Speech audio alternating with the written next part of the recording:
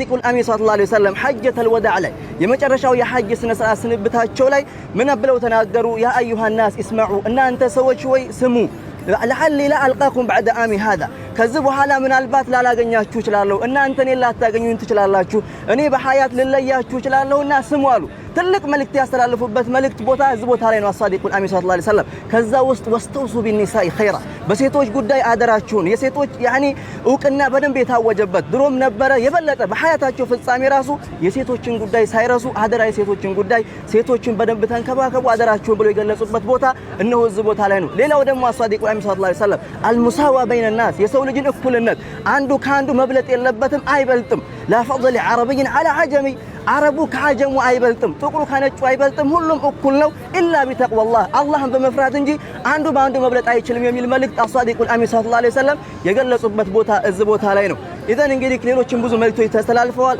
ዋናዎቹ እነዚህ ናቸው